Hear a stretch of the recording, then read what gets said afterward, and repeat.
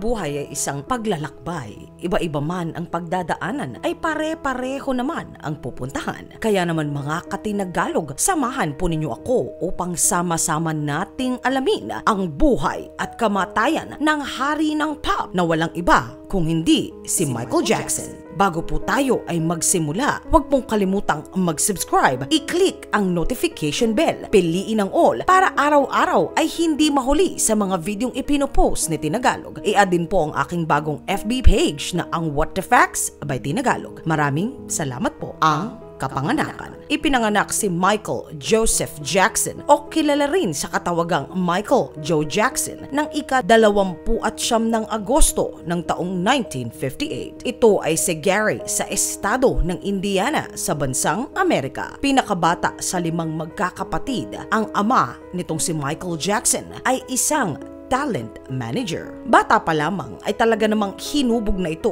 upang magtanghal sa entablado. Minsan nang ito ay makapanayam ng isang reporter ayon mismo sa kanya na sa kanyang kasikatan at katanyagan ay talaga namang naapektuhan ang kanyang kabataan. Minsan pang sinabi nito na alam niya ang pakiramdam ni Peter Pan, ang bata sa isang kwento na kahit kailan ay hindi tumatanda. Habang ito ay lumalaki ay lalo nitong mas naiintindihan na hindi niya maaaring gawin ang mga normal na gawain na ginagawa naman ng isang normal na bata. Ito ay kahit pa nga ang simpleng paglalaro ng malaya sa labas. Ayon sa interview na ginawa sa ama nila na si Joe ng Time Magazine ng taong 1984, araw-araw daw na kanyang pinag-e-ensayo ang kanyang mga anak sa magiging pagtatanghal nito. Ito ay 2 hanggang 3 oras sa isang araw. Ito ay kahit pa raw sila ay magmaktol at magalit sa kanya. Ayon pa sa kanya na ginagawa daw niya ito para di naman sa kanila. Ito ay nag-meet siya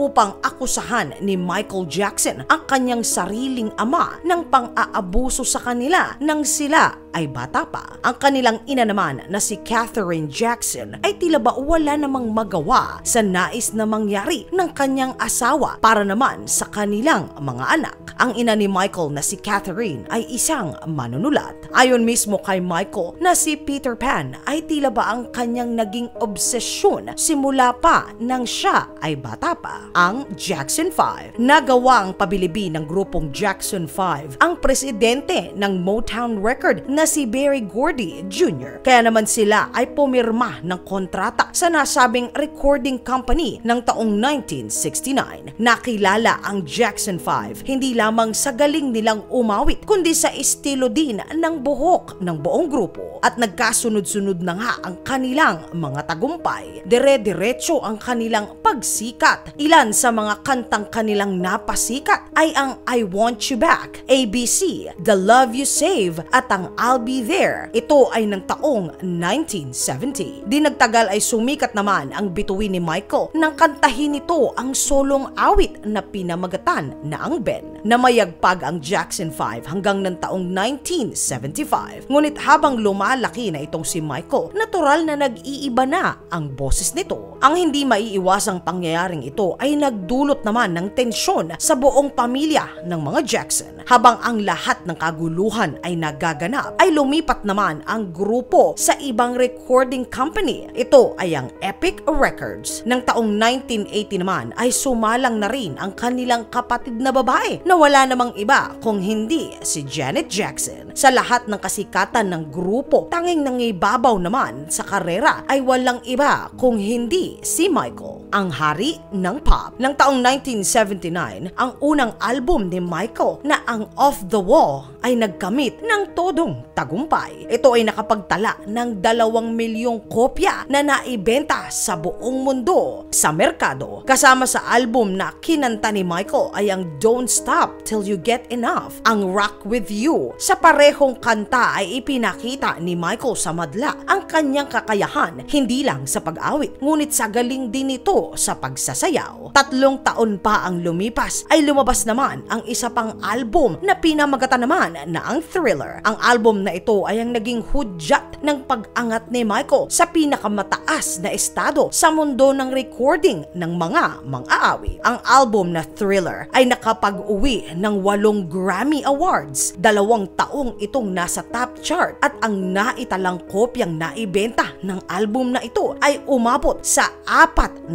milyon. Dahil dito, matagal nitong nahawakan ang titulo bilang ang pinakasikat na album sa buong kasaysayan. Matapos ang tagumpay nito ay sumunod naman ang album na Billie Jeans na nakapagpasikat sa dance move na tinatawag naman natin ngayon na ang Moonwalk. At hindi pa rin naman nagpaawat itong si Michael at nagpatuloy sa kanyang pagsikat pa. Sinundan pa ito ng kantang Beat It na kasama naman si Eddie Van Halen. Ang kantang Beat It ay ang bumasag sa nakasanayang kaugalian sa pagkanta sa bansang Amerika. Sa bansang Amerika, hindi pwedeng magsama ang hindi puting mang-aawit sa iisang kanta. Ng taong 1984, opisyal na nakuha ni Michael Jackson ang titulo nito sa mundo ng Hollywood na ang King of Pop. Nang sumapit naman ang 1985, ay muling nakasama ni Michael ang kanyang mga kapatid o ang Jackson 5. Kasama pa ang iba pang mga sikat na mga awit nang kantahin nila ang We Are The One para naman makatulong sa bansang Africa. Ng taong 1987, inilabas pa ang isa pang album nito na kasama sa kanta ay ang Man on the Mirror at ang Dangerous. Ito ay ng taong 1991. Ng taong 1997, nailagay na ang bituin ng grupong Jackson 5 sa Rock and Roll Hall of Fame. Samantalang ang bituin naman ni Michael ay napasinayaan ng taong 2001. Ang mga akusasyon. Nang sumapit ang mga taong 1990s, tila ba ang King of Pop ay nayanig dahil sa tindi ng akusasyon na sa kanya ay ibinabato. Ilan sa pinakamatitinding akusasyon na sa kanya ay ipinukol ay ang di umano ay pangmumulestya nito sa mga kabataang lalaki. Nang taong 1993, nang ang isang 13 taong gulang na batang lalaki ay nagsabi na siya di umano ay minulestya ng King of Pop. Kalaunan ang kaso naman laban sa kanya ay iniurong. Ito ay matapos na magkasundo ang magkabilang panig sa isang pribadong pag-uusap. Ng taong 1994, lihim na pinakasalan ni Michael ang anak naman ng King of Rock and Roll na walang iba kundi si Elvis Presley. Ang kanyang anak naman ay si Lisa Marie. Ngunit hindi naman nagtagal ang kanilang pagsasama. Matapos lamang ang higit sa 1 taon at kalahati, ang dalawa ay nagpasya na ring maghiwalay. Hindi naman nagtagal at muling umibig at nagpakasal muli ang hari ng pop. Kaya naman ito ay nagkaroon ng kanyang mga sariling mga supling. Ngunit ganon pa rin ang kinalabasan at hindi nagtagal ay nauwi rin sa diborsyo ang kanilang matamisanang pagsasamahan. Matagal bago pa nakabawi ang King of Pop laban sa mga akusasyon na sa kanya ay ipinukol. Mas lalo pa itong tumindi ng taong 2003 nang ito ay maaresto sa salang pang-aabuso na naman sa isang minor de edad. Matapos ang 14 na linggong paglilitis na siya namang todong pinagpiestahan ng media sa buong mundo, napatunayan na itong si Michael Jackson ay walang kasalanan sa mga paratang laban naman sa kanya. Ito nga ay ng taong 2005. Sa tindi ng pagkasira ng kanyang reputasyon, sabay naman ang kanyang pagbagsak sa usapin naman ng pananalapi. Napilitan itong ibenta ang marami sa kanyang mga ari-arian. Isa sa kanyang naibenta ay ang kanyang rancho na tinatawag na ang Neverland. Ito ay hango pa rin sa lugar kung saan si Peter Pan ay nakatira. Sa lahat ng ito, naging mailap ang King of Pop sa madla habang ito ay nagre-recover sa tindi ng kahihiyang inabot nito laban sa paratang na kahit pa siya ay napawalang sala ay nagdulot sa kanya at sa kanyang mga anak ng napakatinding kahihiyan. Ngunit ganon pa man, kinaya ito ng King of Pop at sa wakas, nagplano itong bumalik sa liga ng mundo ng showbiz ng taong 2009, ang kamatayan. Ayon sa ilang interview na sobrang excited nitong si Michael sa init din ng pagtanggap sa kanya ng mga tao sa napipinto nitong mga malaking concert sa buong mundo. Ang world tour na kanyang pinaghahandaan ay ang pagbabalik niya sa kanyang iniwan na naudlot na kasikatan.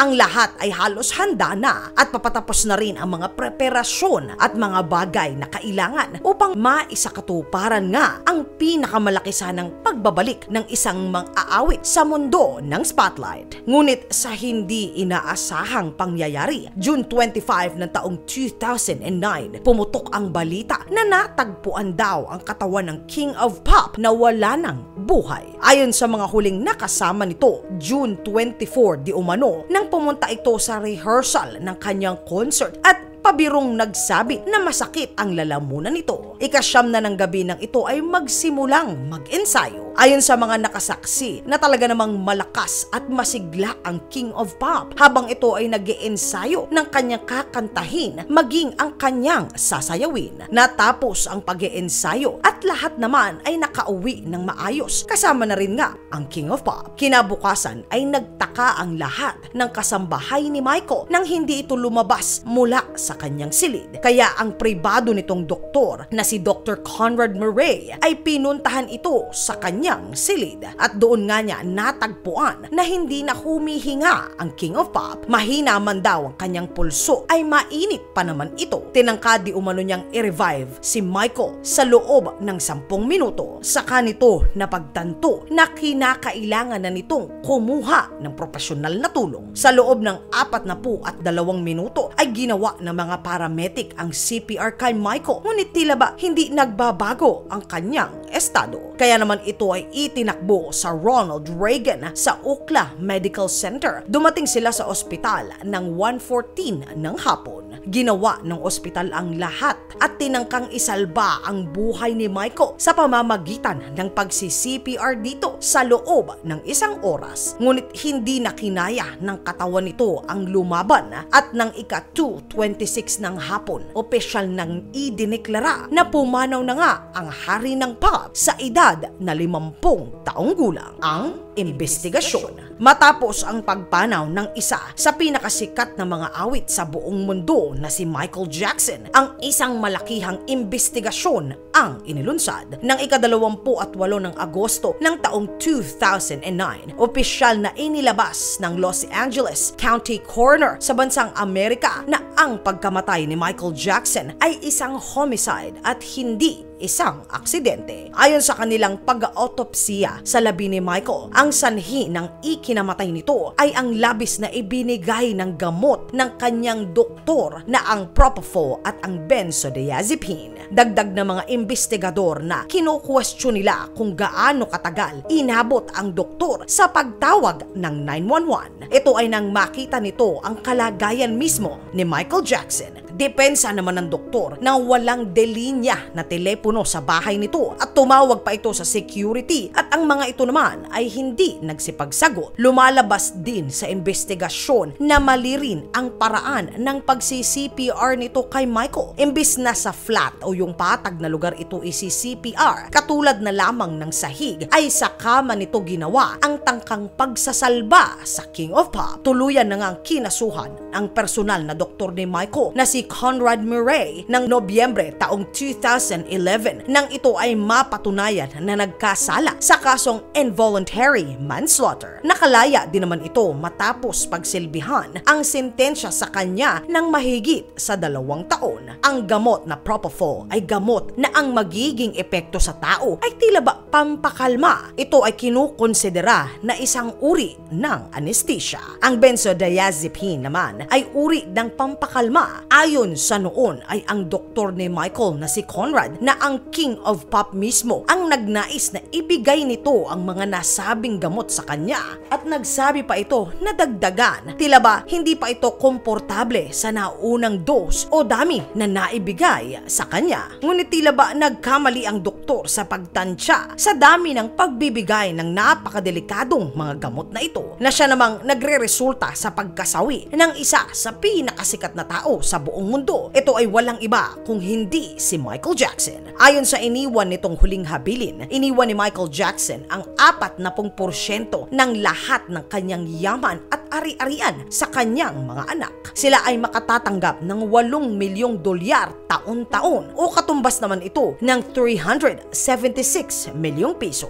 Sa ngayon, ang halaga ng ari-arian ng bawat isa sa mga anak ni Michael ay $100 million o katumbas naman ng 4 na bilyong piso. 20% ng kabuang ari-arian ni Michael ay ibinahagi naman sa iba't ibang mga kawanggawa. Hindi talaga base sa katanyagan o kayamanan ang buhay ng isang tao, mga katinagalog. Sabi nga nila, hubad kang dumating sa mundo at hubad ka ring lilisan dito. At yan ang buhay at kamatayan ng King of Pop na walang iba kung hindi si Michael Jackson. Sana po kahit papaano ay naliwanagan po kayo. Magkita-kita pong muli tayo sa isa pang makabuluhang talakayan. Ito po si Tinagalog at bilang pasasalamat sa walang sawa niyong pagsuporta sa aking channel, ay nais ko pong i-shout out ang ilan sa pinakamasusugid kong taga-subaybay. Shout out sa iyo, Mikael, Kiera, Madali, Minecraft Plays, Kitty, Gacha, Life 2, Tyron Bulito, Justin Pausa, Glenky Animation, Lopso, Yuan Bermudez, Makin Sereño, Yexo TV, at kay Giancarlo Costuna. Maraming salamat sa walang sawang pagsuporta sa aking channel. Wala po si Tinagalog kung wala po kayo. Huwag pa rin po kalimutang i-click ang subscribe at pindutin ang all para araw-araw ay makita agad ang mga bagong video na ina-upload ni Tinagalog. Ito pong muli ang inyong lingkod na si Tinagalog. Sa inyo po, God bless, keep safe, at peace out.